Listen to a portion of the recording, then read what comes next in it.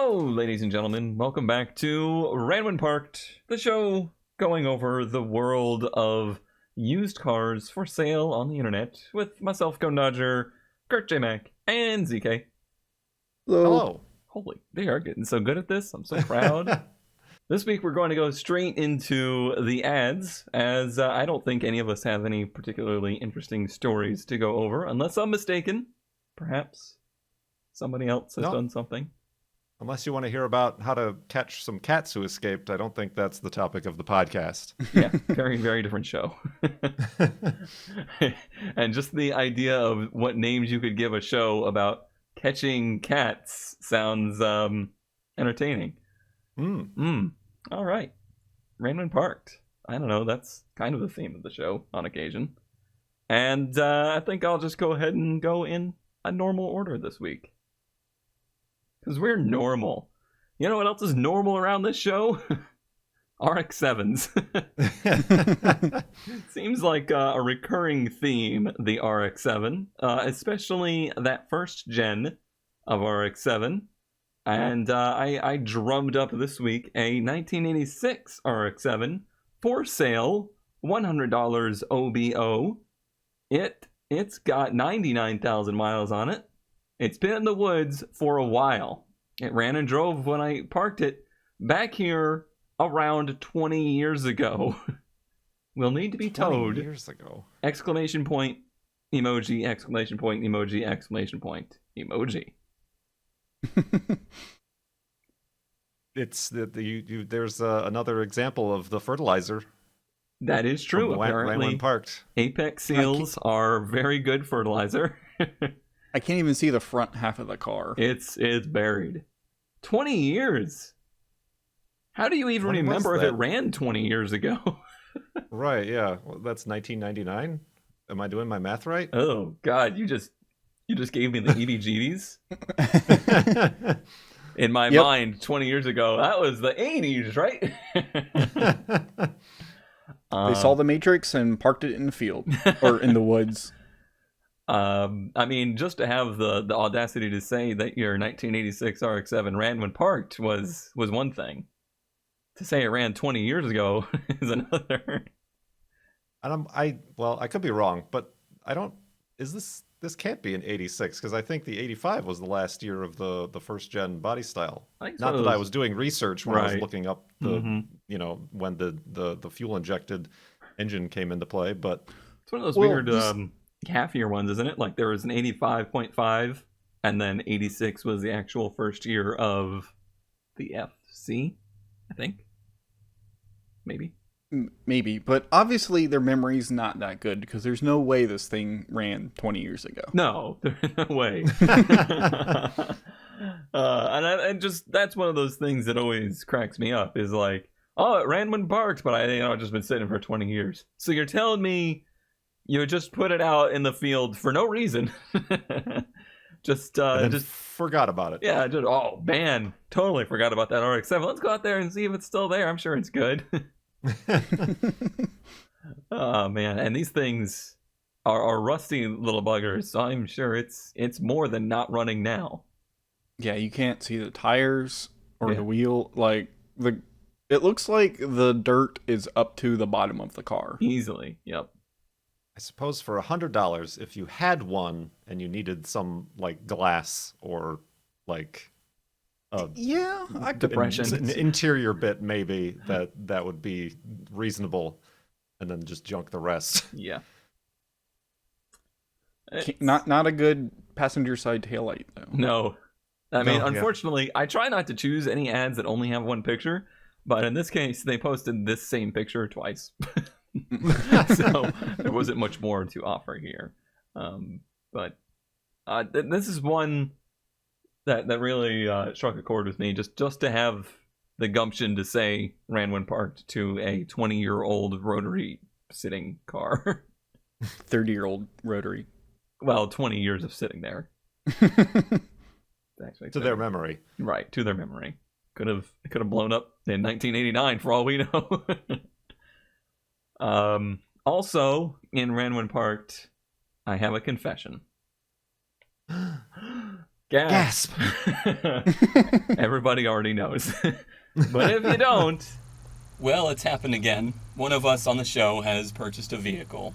However, this time it's not really from the show, but it is the first actual Ranwin Parked purchase. I have purchased myself a ramp truck. That ran when parked. I, as you all know, have been searching for a ramp truck for a while now, and when I saw this one come up, I fell in love with it, had to have it, and it had quite an adventure to get to where it is now, and I guess I should show it off. And so here we are, outside of the ramp truck. This is a 1967 Ford F-250.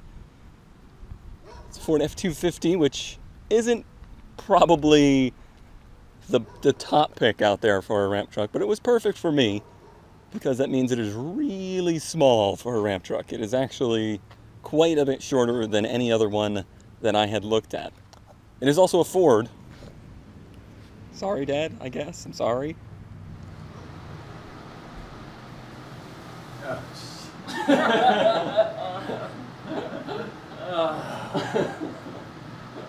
So I went out and looked at this thing in South Carolina and had intentions of probably driving it back to Florida. However, I came to realize that that was not going to happen. And through a very long story that I'm not going to go into today, I'm going to do an actual video about the ramp truck. Here it is in all of its glory. So the guy put it on Facebook Marketplace with no price, and whenever I see things with no price, I just get a little, I don't know, a little turned off by it. I'm not terribly interested in it because when it has no price on it, that generally means that they want a lot of money for it. And I watched it for about a week and just kind of kept it, saved and kept looking at the ad and thinking, I really want that truck.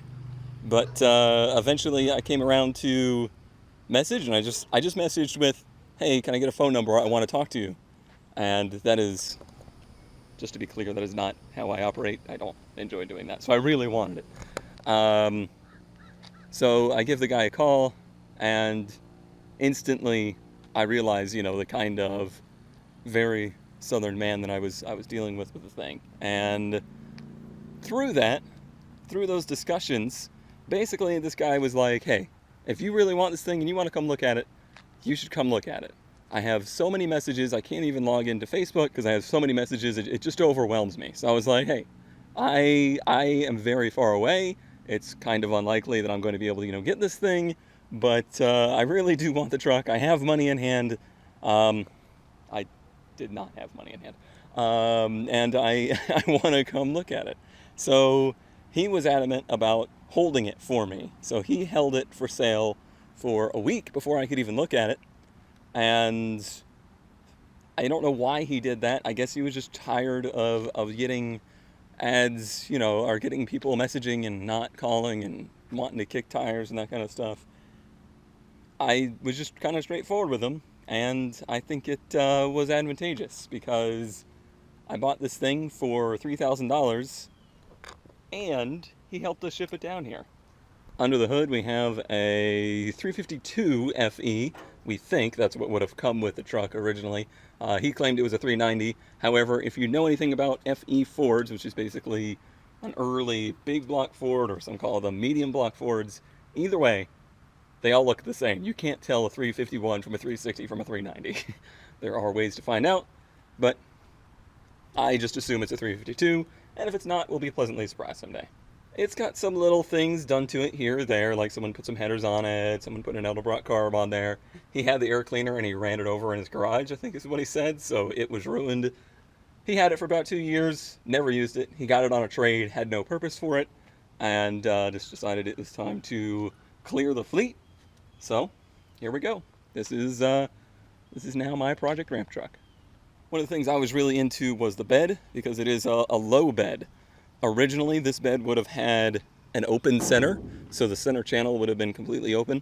It has been filled in, but these low beds have these wheel arches, which is, a little bit of an annoying thing because you got to roll the car over them. However, it means that the bed sits much lower to the ground to start with, It also has with it these solid ramps. Let's see if I have the muscle.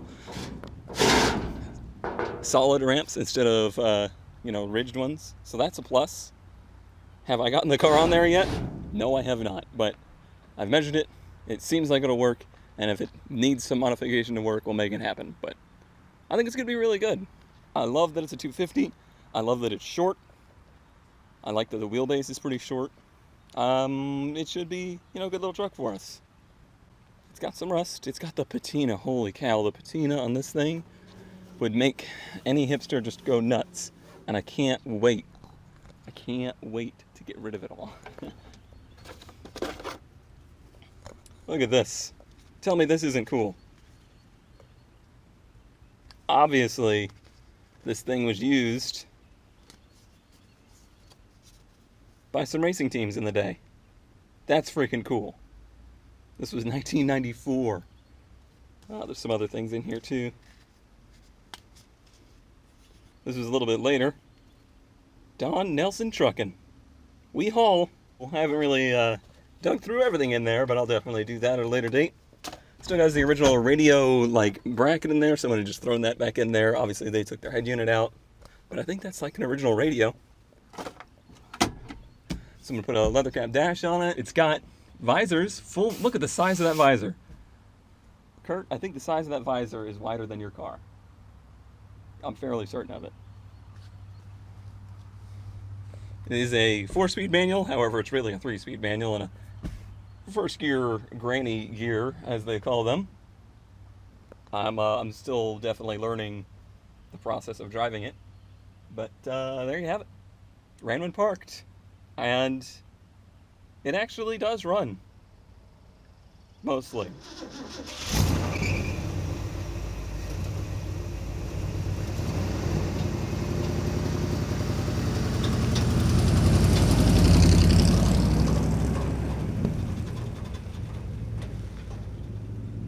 I'll tell you, it's really hard to transport a ramp truck. That was probably the biggest endeavor in the whole thing. There's not a ramp truck to haul a ramp truck out there.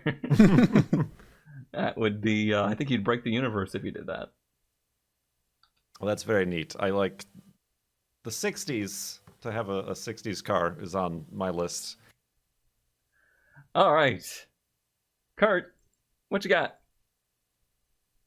Carrying over the theme from last episode's Shorty, best in show ad. Might I say, winning with 83% of the vote, by the way. Easily, just too I easy. voted for Kurt's ad. I did not. What we have here is four Volkswagens, three buses and one bug for one price. And also, I think in the last episode, Cone mentioned that Volkswagens tend to multiply in your yard. Yep. They're like potato chips. Can't just have one. Oh, I thought they multiplied. I was like, man, I'm gonna go plant a potato chip.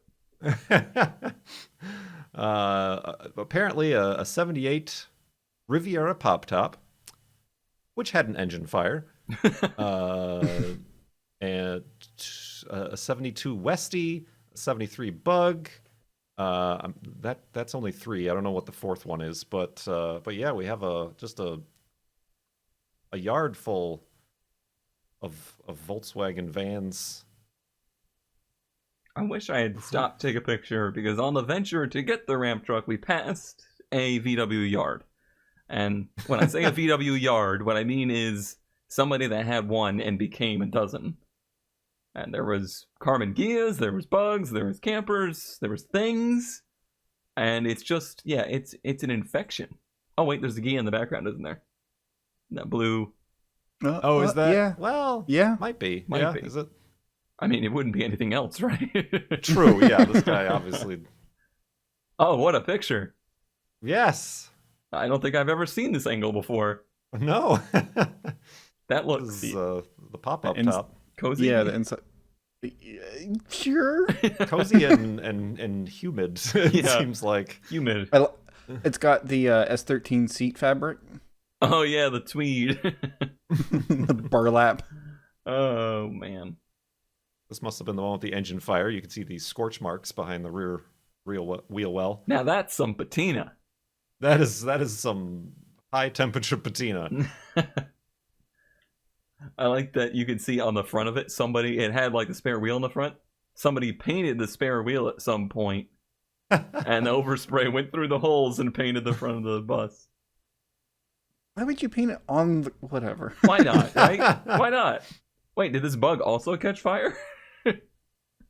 Could be. Looks like it. Maybe. Yeah, so somewhere in all this, you might be able to create a complete... Maybe. I have my doubts, highly dubious. Yeah. Oh, man. Just... This is one of those pictures you can smell. Yeah. What is this box on the side? Like, what purpose does it like serve? A pull-out counter thing sometimes? Yeah, I think maybe like the back, that thing flops down, and it could be some sort of kitchenette workspace. I don't know what pulls out of the long door on the left, other than maybe a table that then flops out. Yeah, that's my only guess. No, I want more. Give me more pictures. Yeah, for all that there exists, they didn't provide many pictures.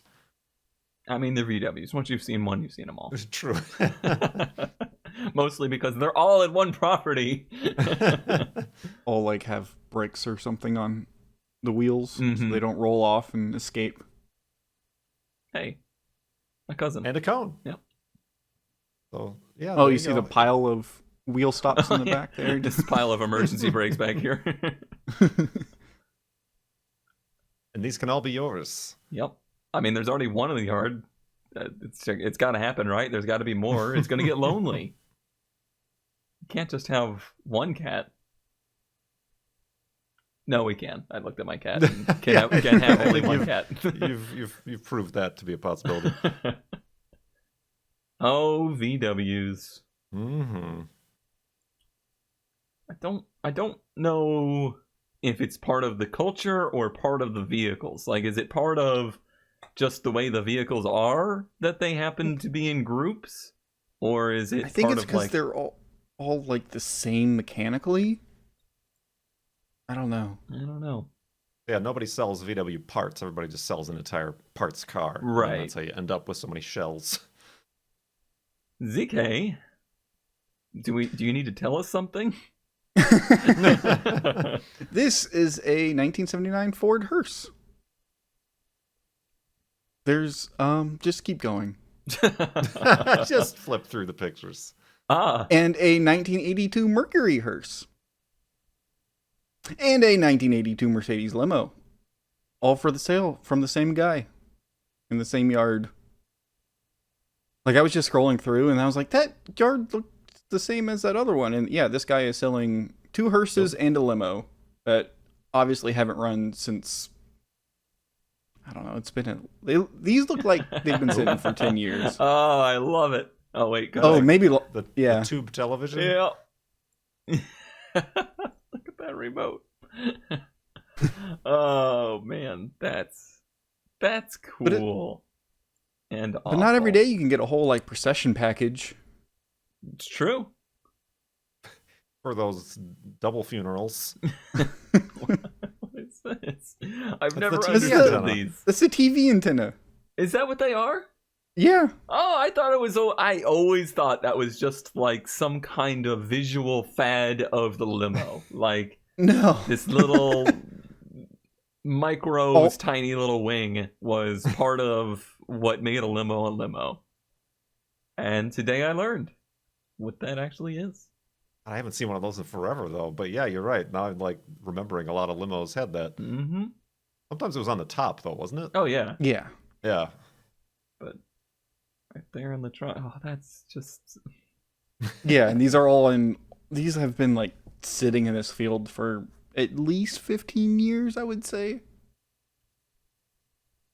And they all have a smell to them. Yeah. Oh, yeah. I don't want to know about it. The old embalming fluid smell. It turns out those vinyl tops not so great for the metal either. Yeah, they're that's one of the things that get me with these things is that they're always built so bad. Oh yeah. But yet Yeah, I mean, there's they're not meant to go long distances or whatever. It's just a Mm-hmm. but they're so desirable by a certain person. Like there is a gene that floats through our human DNA that is like, you're a hearse person. and A few cans of rattle paint black and a couple stencils. Yep. Probably make a good demolition derby car. I would imagine so. Yeah. Oh, that's what this is. This is the Wreckfest starter pack. Ah. This car used to belong to big shot Houston lawyer Percy Foreman. Google his name if you want to know more about him. Man, what a lawyer name. Percy Foreman. Esquire. I wonder if the TV works. Probably the only thing that does work. Yeah, that is I'm like imagining like some sort of movie where this is like Nixon is getting his news on this television in a limo. And like the way they lengthen these things and the way that these are made is some of the sketchiest automobile stuff that happens. Yeah. Second to maybe like motorhomes. Yep. That's a good class of vehicle there. The limo motorhome conversion stuff it's one of those things that just like flies under the radar of like, no, this is fine, it's a limo. Don't worry about it. What do you mean it's gonna fold in half when it hits something? No, it's fine, it's a limo. But yeah, all the titles are missing as well, so certainly not somebody who purchases with intent to use or right. Yeah, I don't know how these things happen. I don't understand. I don't understand how titles go missing from cars so much is basically what I'm getting at. Like, I just don't understand how do they just get lost? Do people just not care and they just tote it somewhere? I just don't understand how that happens. It's a piece of paper. Seeing as how I keep turning over the house looking for a specific title, then yeah, you can lose them. I guess. Hold on your titles, people, please. yes, somewhere secure. I mean, most of them are electronic anymore. If you lose it, you can literally just go down and get another one printed. Unless you never register it in your name. Register the vehicles in your name, people. I didn't even get my ramp truck home and I did that. Oh, man. Stop making that mistake and make these mistakes instead. Segway. Oh boy, this is a little out there, a little different than our normal cars. This was probably the most expensive vehicle that's ever been on. This is a 2012 Audi TT-RS Quattro Coupe, and this is a mistake that I would make, and it is what I'm proclaiming to be the last car ever made that I will own. Big if true. Like the newest car ever made that you would know? Yep. This is the last car made, as in the newest car I ever hope to own. 2012. Some of you know I own a 08 regular TT. Later on, they produced this, the TT-RS, and it is the last one ever made with 3 pedals. So it is a manual transmission, but it is also an incredibly speedy automobile. Whereas mine is just like a regular, it's a VR6, but it's not very fast. These included the 5-cylinder turbo that the new TT-RS has, but this was the only year they made a manual one, and they only made them for one single year, which is something they just like to seem to do. Pretty hard to find. I still really love this body style, and I've now owned a VR6. I feel like adding a 5-cylinder car to the fleet is just only makes sense to be equally weird. And despite what ZK will tell me, I think this is one of the last cool cars made in my genre of car. Yeah, the whole time I'm thinking here, it's like, what kept like me they're away? cool, but I don't want to like have to live with it. Yeah, that's fine. It'd be fun while it worked. Side subject time. We're gonna go off the rails a little bit here. Something that was brought up on Discord recently. White cars. Hmm.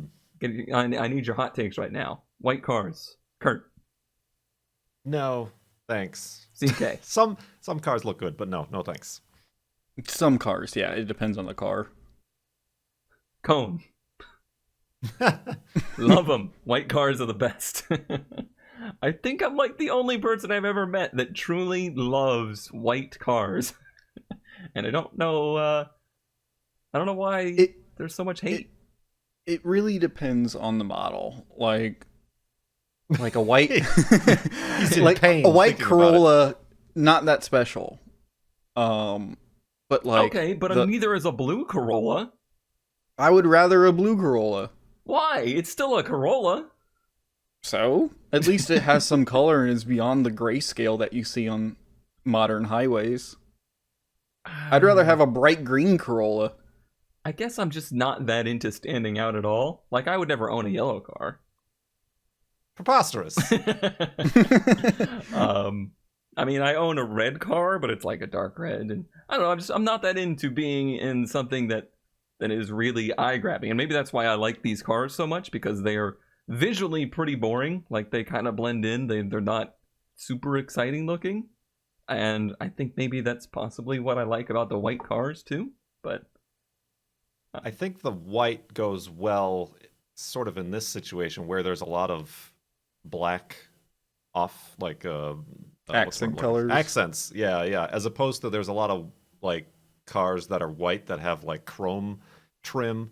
The chrome on white is a really weird and like not good contrasting. This, the white with black reminds me of like space shuttles or something. So that's maybe where I'll give it a pass. I want to own a space shuttle. A space shuttle.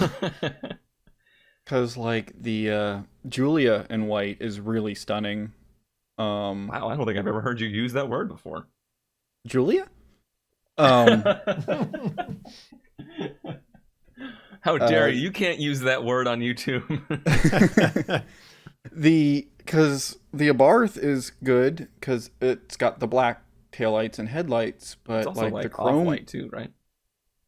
The Abarth is pretty pure white. Really? Slags is like egg white.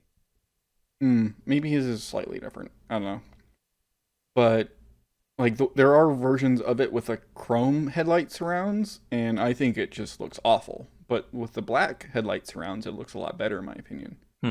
Because I have 100% the cappuccinos off on the black headlight surrounds on the Fiat. Yeah, I don't. You're crazy. Well, that's true. Because the cappuccino's white, like completely. Well, it's kind of like a pearl white, but as is this. I think it's fine. Pearl white. But then again, I also have the bright yellow Focus, so I like being able to find it in a parking lot. Couldn't tell if that was a person in the scene or not. It's always fun.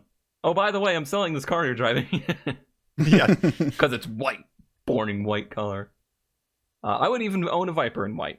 Did they make them in white? I Sure don't know did. that I've ever seen a white Viper. Yeah, I mean, maybe that's why. Maybe it's because, like, a white Viper. But, I don't know. I like white cars, and I cannot lie.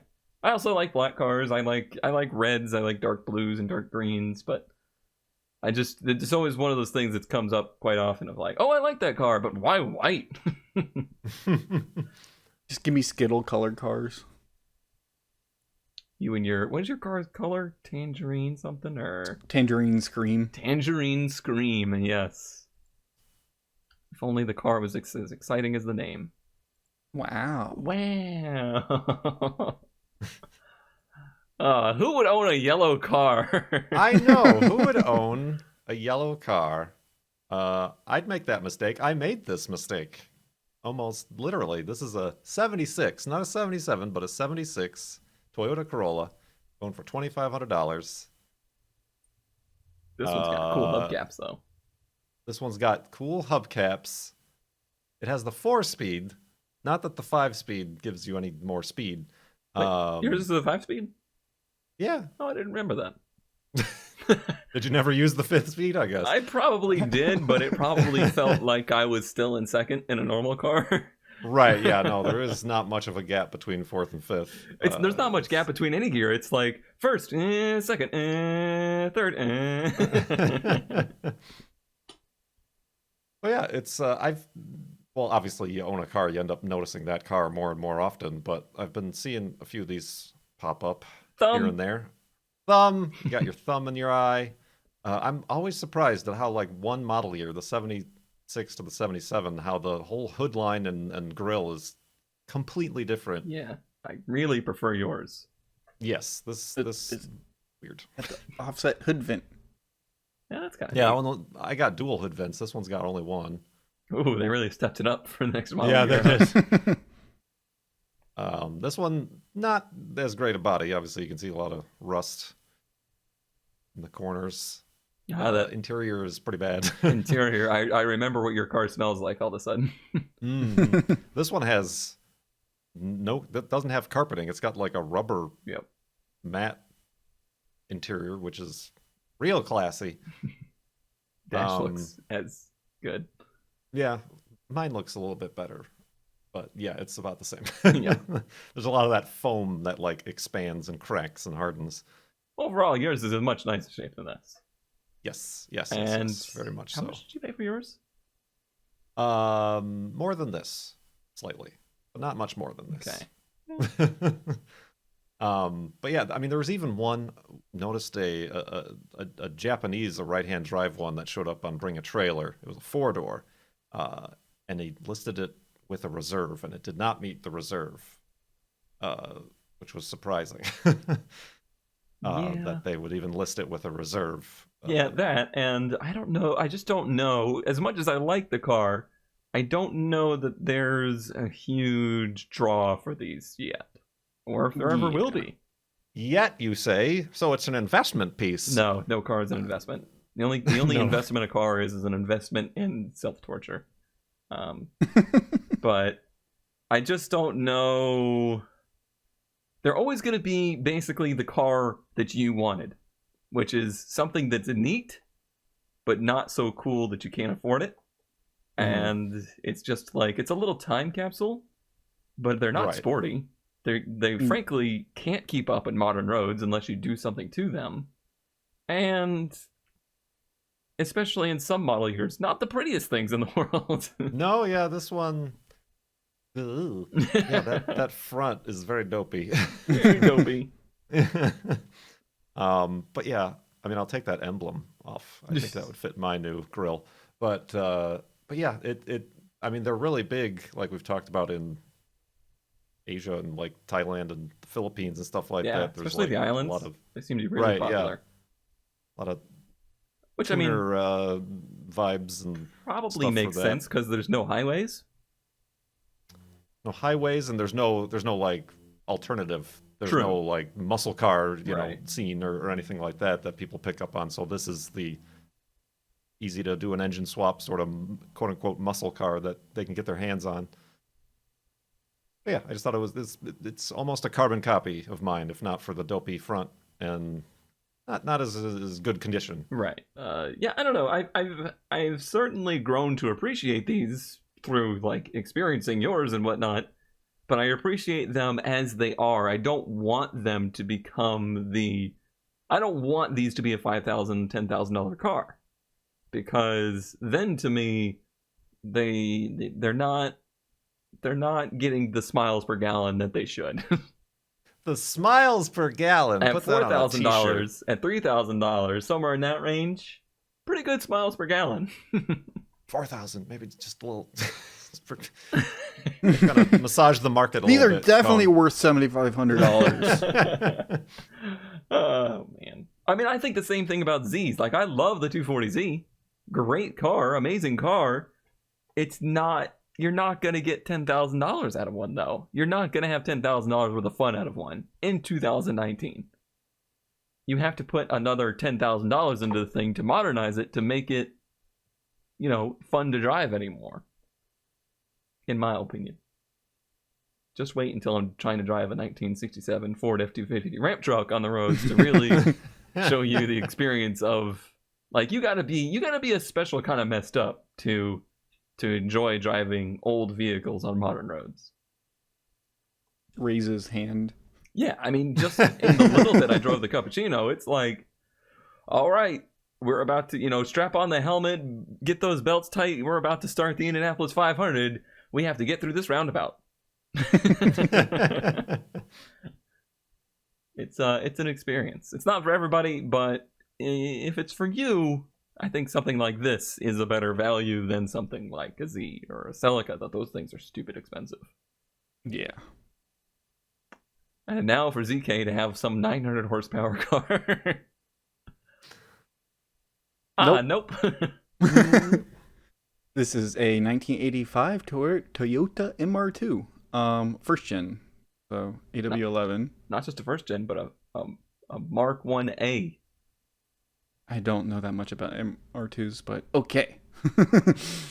This is probably the cheapest one I've seen in a long time that looks to be in drivable condition. And has quarters. Like, it has wheel wells.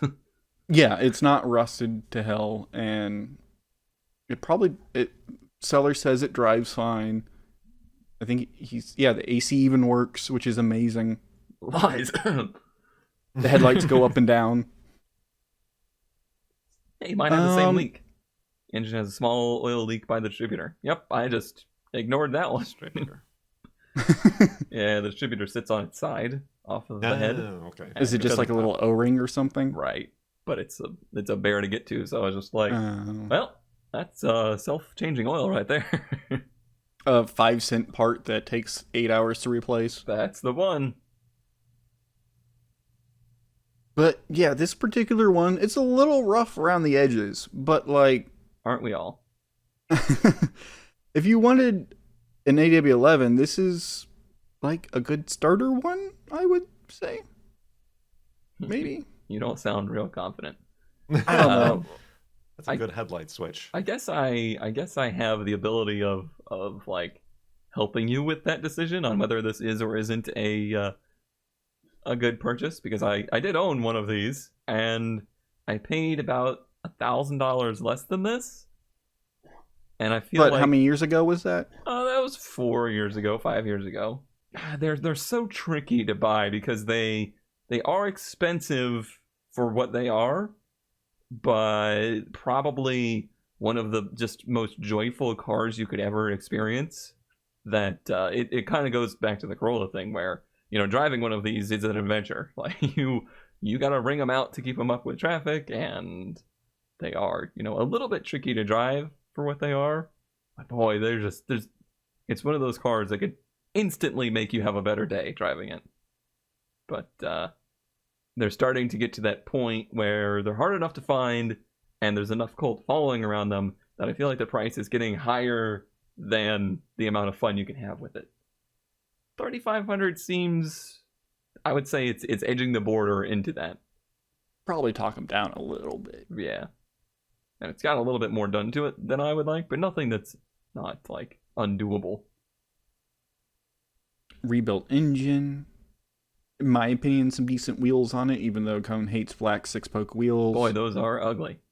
It's got a black hood. If you said, perfect. How could I make an AW11 as ugly as possible? I would say, put black wheels on it with a modern style and paint the hood black. And they did it. When did the T37 come out? Because I feel like those aren't even T37s. Those are like advanced auto parts.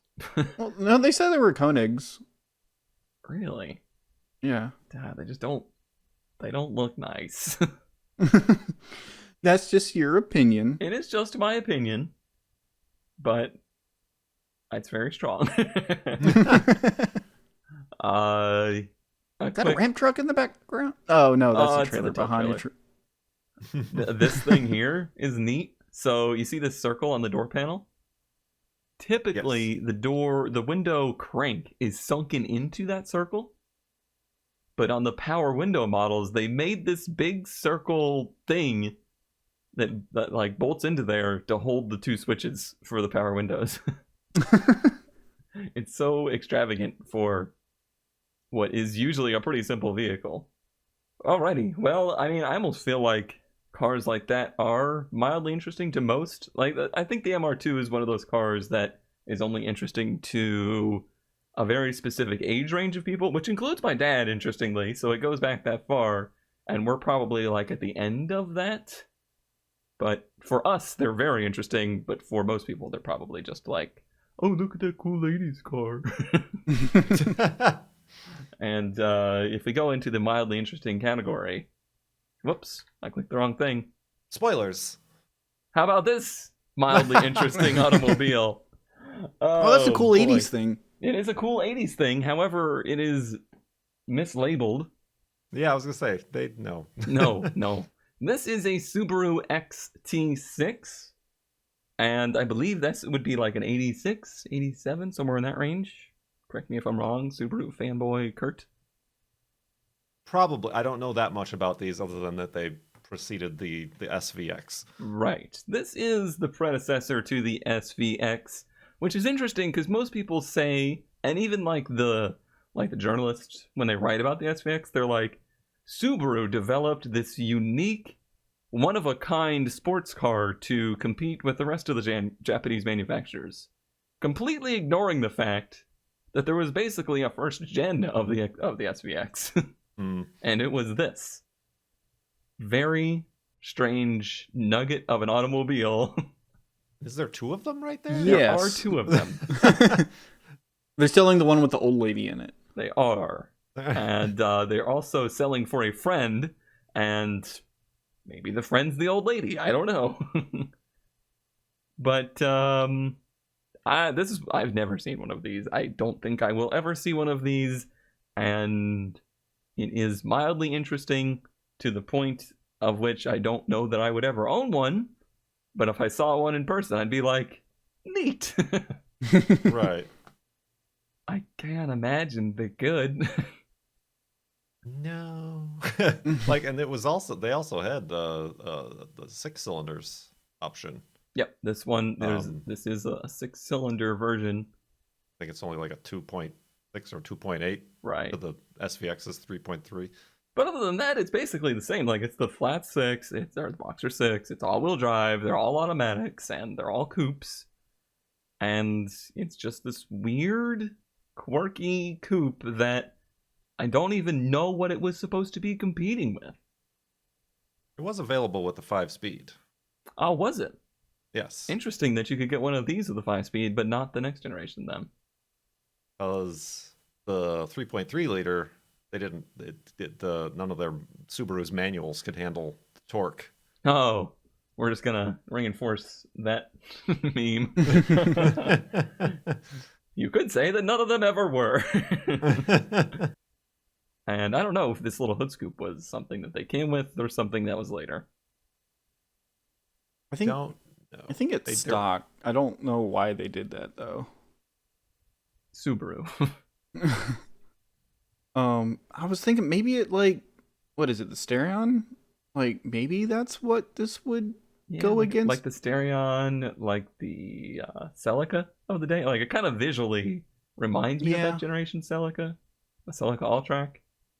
But it has no rally pedigree. Like these things weren't rally, they weren't race cars. They just made them to sell. They made them to sell, everybody. Well, I say that it does sound like a weird statement, but like the Celica All-Track, that it doesn't exist because they wanted to sell it. It existed because they wanted to build a rally car. Yeah. This existed because somebody was like, we need a sports car. Was it her? Was she the one that said that? That could be her voice, yes. 50 years ago. Just a neat little nugget. For $3,000, you could own a piece of history that will be forgotten. Yeah, very much forgot. Like the design isn't, like you said, it's kind of like, eh. Yeah, kind of reminds me a little bit of like the Prelude of the generation, but not that good. It's quirky, but not like quirky cool like the SVX is. Yeah, I agree. It's just quirky weird. It's you could see like the lineage, you could see where it came from, and that does make it interesting that like the SVX was the end of the line for that. Like there was never again another Subaru interesting. That was good. Good luxury sports car. And Kurchamek, mildly interesting vehicle. Can I mildly interest you in a 1989 Mitsubishi Sigma? Air quotes, rare. I've never heard of a Sigma. I will believe that it's rare. Apparently this person also never heard of one, so they just had to buy one when they saw it. Now they're going to try to sell it. So yeah, apparently just a weird sedan? Mitsubishi 4-door sedan. It is a 4-door. V6 that nobody's ever heard of. And it's left-hand drive, yeah. Yep. It's got like the typical 80s taillights. Yeah, the taillights that are sectioned off into rectangles. And It's in oh my. really good condition. This AC control setup is amazing. Look at the buttons behind the steering wheel. It's got a one-spoke steering wheel. It's got a one-spoke steering wheel with like a control panel sticking out of it. The big knob on the side. Gosh, the 80s were such a time of mistakes. Is there more up close? Velour seats. Seats, yes. Wow. Just wow. Look at where the radio is even. That's so bizarre. It's got, look at the shifter. It's like joystick looking. Mm-hmm. Oh yeah, and that was the arrows with the speeds. It's so Top Gun. Yes. Huh. Oh man. And 2 set, volume 1 and 2. Yeah, the service manual, yeah. Wow. Oh, there's like, it's a little roll top little thing to put your sunglasses in right there. Yeah, this here. Yeah. I didn't notice that before. I want to know how this works, like the graph of where the air is going. Yeah, I want to see the lights on. Kind of looks like there would be like little light up panels. Mm-hmm. Yeah, probably just Here? little LED, you know, lights that just light up. The little guy's got a nose. And he's not even sitting in a seat. He's just floating there. Yeah, just floating there. It's so cool because it was probably so uncool. Yes. This is one of those things where you take it because it was like $1,700. Yep. So you get this. It's almost immaculate shape. Take this, go get it detailed, and win Radwood. Right. Just what everybody wants to do. Huh. Downside is the overdrive is not working. Oh no. Did they forget about the button? Yeah, maybe they just couldn't find this button on the joystick shifter. It is out. I think that means on though. Wow. Wow, indeed. So cool at not being cool. Yeah. The coolest boring car. I just want to sit in those seats. I want one of those seats for my sim rig. That looks like it'd be comfortable as hell. Mild us away, ZK. What we have here is a brown 1983 Datsun 720 pickup truck. Brown. That's leaning yellow, too. Well, there's We've had yellow 2 and yellow brown. cars. Yellow and brown. It's the whole nice, perfect 80s combo. Now that's brown. Look at that With carpet. the brown interior Yeah, that and the carpet's brown great. carpet. This is the cleanest interior of a Datsun or Nissan pickup I've ever seen. That's why this was mildly interesting to me. Because these, as we discussed before, these little old pickups were used and Oh, look at those seats. abused. Jump Yeah, the little seats, jump yeah. seats in the back. Yes, those used to be legal. Yeah. That's where you'd put your children. That you didn't want to keep. Wow. This is an oddity. This is bizarre. How is this? And the rest of the truck is not, it's not like beat up, but it's not remarkably clean. Yeah, there's like a little dent there on the hood and It was used. yeah, But the interior just this is picture alone. perfect. My 2008 car isn't that clean inside. The exposed screws right there. Oh, it's the fancy model with the wood on the dash. That's why they kept it so nice. It doesn't even line up. The texture doesn't even line up across the glove box. Wow. Yeah, if this was anything cooler, it wouldn't even be mildly interesting. It would be downright interesting. It's got the carpeted bed. Ooh. But instead, I like it's how it has the Nissan word across the tailgate, but it's got the Datsun badging. Yeah. Year 1 or year 2 of the Nissan rebranding. Mm-hmm. So they would put Datsun on there and be like, hey, by the way. There's the seats in the down position. Yeah, in case you were wondering, if you were thinking, wow, you couldn't sit behind there, that's because you sit sideways in them. That might be something that people didn't know. And there should be a lap belt there somewhere, I think. Yeah, there's the receptacle. Yeah, because there's But if this wasn't an automatic, I might have actually considered buying this. I did go so far as to look up what it would take to swap in a manual. It's so not fun. It's not that it's not fun. It's that it's like you got to deal with drive shafts and stuff. But it basically takes the same transmission as a 240. Yeah. And every other thing Nissan of that era. But, cool. Yeah. Weird in the way that it's this. Yes. Who keeps something like this nice? Old people. End of statement. You darn kids don't keep your cars nice. Speaking of them darn kids, Cubes likes to yell at kids. Even though he himself is not actually old. He's just old in spirit. Weirdo Love is the title of this Cubes Corner. I'm scared. Weirdo Love. Monogamy isn't for cars. You can have loyalty to a brand or to a type of car, but I believe that if you aren't interested in a great deal many cars, if you don't recognize and respect and love and appreciate the differences, the different approaches to engineering and design, then you're really, really missing out and stunting your own enjoyment of cars as a whole, and even your enjoyment of what makes the car that you really love very special. Just something to think about. Boy, that's a really bold take by someone with the most, narrow taste in vehicles I've ever met.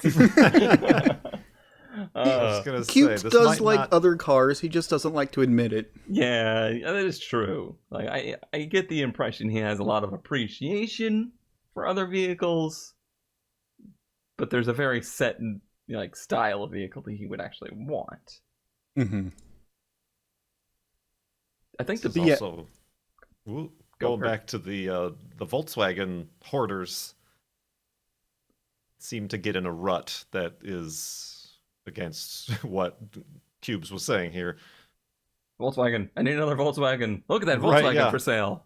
I only know these air-cooled engines. That's all that exists. Or these, jelly bean-shaped German cars. Or truck people. People that will only own trucks. People that will only own muscle cars. Get your import out of my car show. I only like muscle cars, or old American classics. Yeah, it doesn't have to be that way. My first thought was I'm a Mustang guy, or I'm a Camaro guy. When in reality, the two of them are basically the same car. Yeah. I just lost a fan somewhere. I'm gonna say, as much crap as Cubes gives me for my taste in cars, I think I'm doing pretty good with this, considering I now own a 2000s German car a 90s Japanese car, an 80s Japanese car, though I guess it's like half mine, a 70s Japanese truck, and a 60s American Ford. I think I'm doing pretty good with the vehicle diversity. Even if my dad's first response to seeing the Ford was, ugh. After growing up in a Chevy-dominated family. But even he appreciates the vehicle for what it is. It's still he's still a cool old truck, even though it's a Ford. It's still cool. It's just not something he knows anything about. I still love you, son, even if you are a Ford. Basically, that's what it felt like. It felt like the same exact response to when I was 18 or 17, whatever it was, and I was like, I want a Nissan 240SX, and he was just like, don't you want like a Camaro? Don't you want like a Z28? I know all about those. I could help you with those. I'll be darned if when I got a 240, he didn't eventually fall in love with them, though. Well, I feel like the 240 is essentially like what you'd probably have as your old like Novas, like what they were when they were new. Like nothing exactly special, but kind of fun. Kurt is probably the best at this because I feel like Kurt came into like automotive enthusiasm without any. Well, I guess your dad was a little bit GM sided, but only through work. Right. Yeah, that was mainly we only owned GM cars because he could get parts at cost if like anything went wrong. Right. Because he worked for a dealership, but yeah, I mean, even when I was. I knew I wanted a fun car, classic car, quotes, to have ended up with a Corolla. I was certainly casting a wide net in that case. But yeah, I never really came from a place of great knowledge about anything, like any specific brand or engine or whatever either. Of course, now. You didn't have a garage full of books. Didn't have a garage full of books or knowledge to be absorbed. And I don't know, I find that fun. It's fun watching you like develop tastes with this stuff. Like when I first heard you talking about cars and like Farlands or Bust, it was basically rat rods. Like it was basically old American cars that you would ever talk about. Mm-hmm. And then suddenly Corolla. Suddenly Corolla. They sneak up on you like that. Slowly. Yes. With great effort, they do. So yeah, no, I definitely see that. And even thinking about like, oh, what else would I own? I certainly now knowing Toyota, I could. It feels comfortable. Like you kind of know the ins and outs and their little quirks and what design choices they made. But I don't want to get pigeonholed into that either. Right. So, yeah, we'll see. We'll see where this wacky journey takes me. No, now you got to own one of every year, and a wagon, and a sedan, and a coupe, and a fastback, and a Nope. No. All right, everybody. It's time for the best ads of the week. We are not going to let Kurt go 3 for 3. If you would like to vote, in the video, there is a little circle at the top right with an I in it. And if you click on that, you can vote in the poll of who has the best ad of the week. And here is my entry this week. This is a 2000 Dodge Caravan Passenger. However, it is a custom, as you can tell by the fake California custom plate on the front. And is it ever custom? By the way, nice Corvair in the background, ZK. Nice second gen, yeah. Just getting some brownie points, really.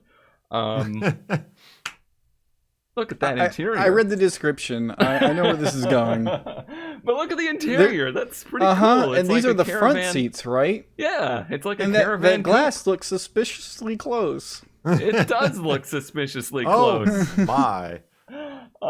This is the 2000 Dodge Caravan Camino style, custom built, one of only one built, has factory options.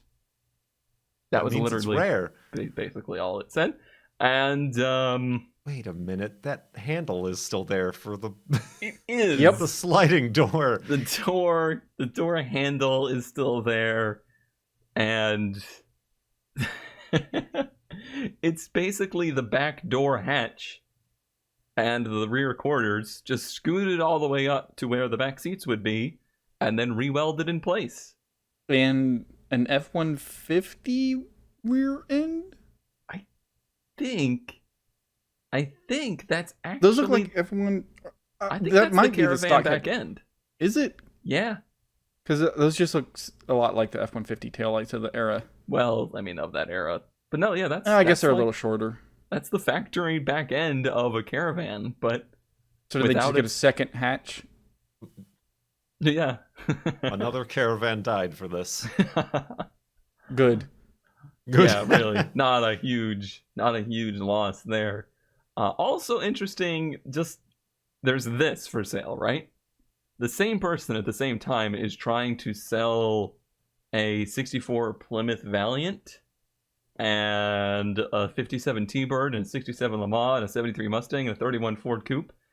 And this is the one that they chose to lead their ad with. Like the rest of them all have like one picture.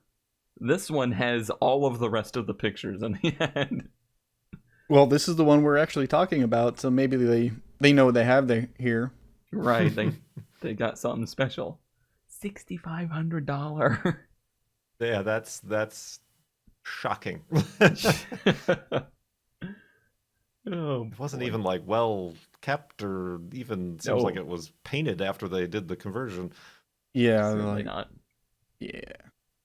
And I like how there's still the rear wiper blade on the glass. Right. Yeah, I like the fact that the spoiler is still on there, the wiper is still there. The license plate. Yeah, you can have two recessed license area. plates in the back. But yeah, something about it just seems so... I realize it's bad, but it seems so well done. As far as these type of things go, yeah. Yeah. And especially this interior shot really sold me. It was just like... It looks so factory from this. All right, Kurt J. Mac. I know we've already had last week's van, but perhaps you want to get ready, as this ad says, just in time for Hempfest. A 1977 Volkswagen van transporter wrapped 420 style for the Seattle Medical Marijuana Association. Yeah, that's real. It looks so like Photoshopped. Oh, that's real. But it's No, real. no. It's very real. It's very Oh, real. the windows. Oh, that's what I was seeing. Oh. I thought Oh, the you windows thought- was like the background, but no, that's weed. Weed. 420. Demonetized. Demonetized, yep. But it's This could be legal. yours. It's legal. It is legal here. You got front, got their web address.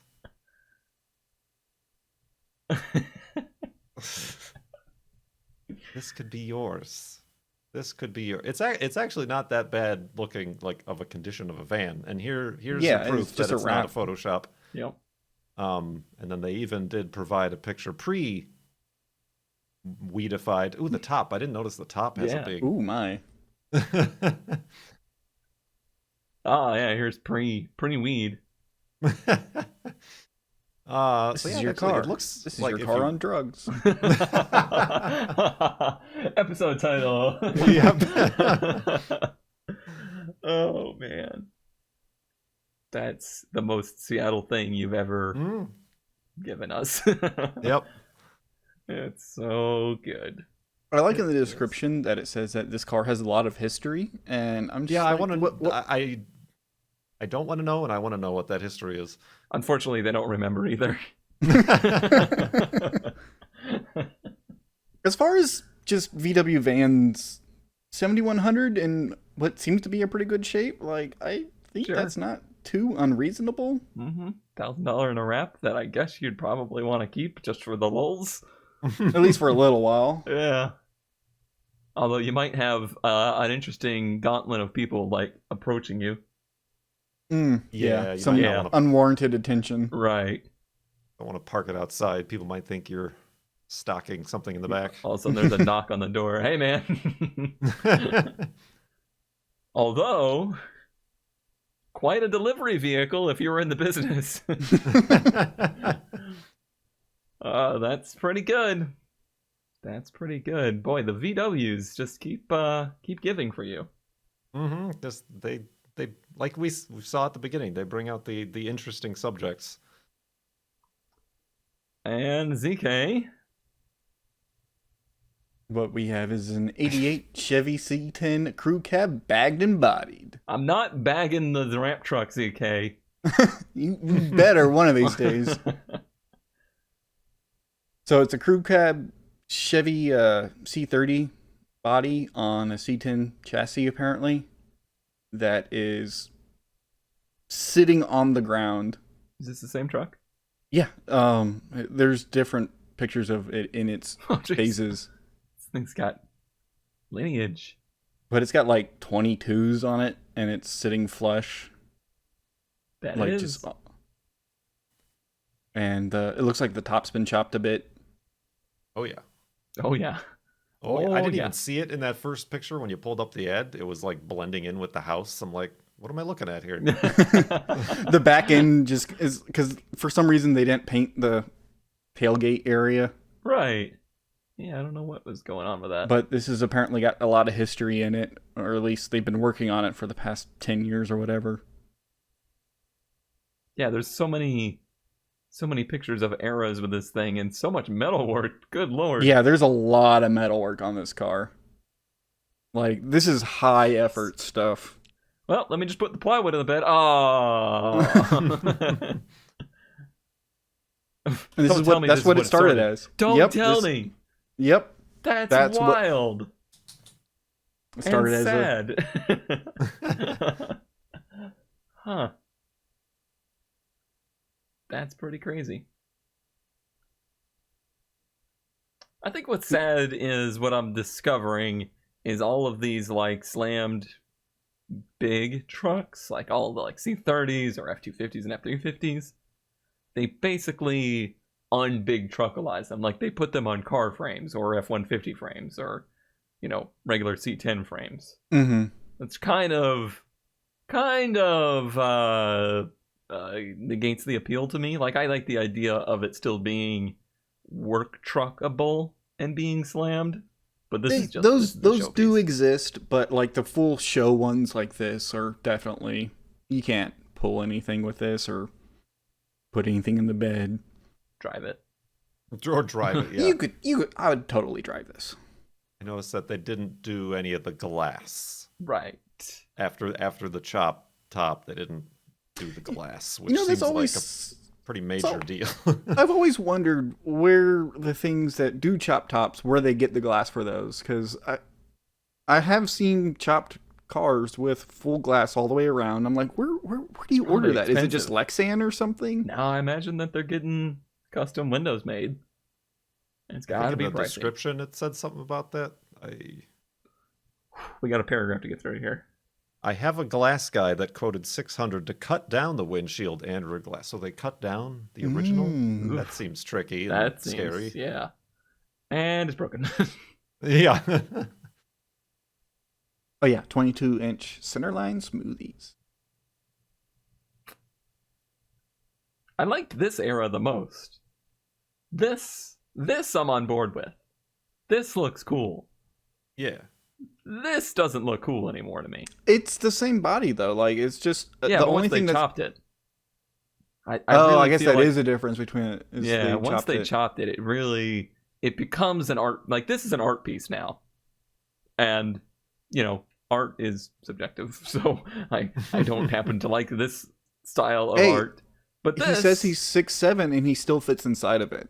This just looks ridiculous. Like it looks like a regular C30 that is sitting on the ground, and that like. That looks so cool. Personally, this is probably my favorite too. Is just even the paint as it is, right? The big dualies. Like I think I've had slam dualies in the show before. Hey, we can bring back another segment because right there, the fourth from the last line. I know what I have. He knows what he has. what you have is a lot of metal and not much else. 454.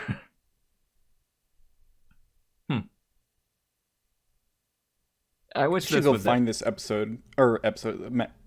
issue of Trucking Magazine. Yeah, that'd be cool. If they would sell me this. See, just imagine that with a ramp on it. See, now I know enough to be dangerous, so I know that this has already been C10ized here because it's got 5 lug stuff on it. Mm-hmm. So it's already no longer a heavy duty truck at this point, but it's still pretty cool. All right, there we have it. That's a wrap. That's a show. Who is the winner this week of Best Ad of the Week? Make sure you vote. It's in the little notification at the top right. It's hard to find because YouTube got rid of cards and everything that was useful basically the day they were successful. Thanks everybody for watching. Hope you enjoyed, and we'll see you next time. Bye. Bye. Weed.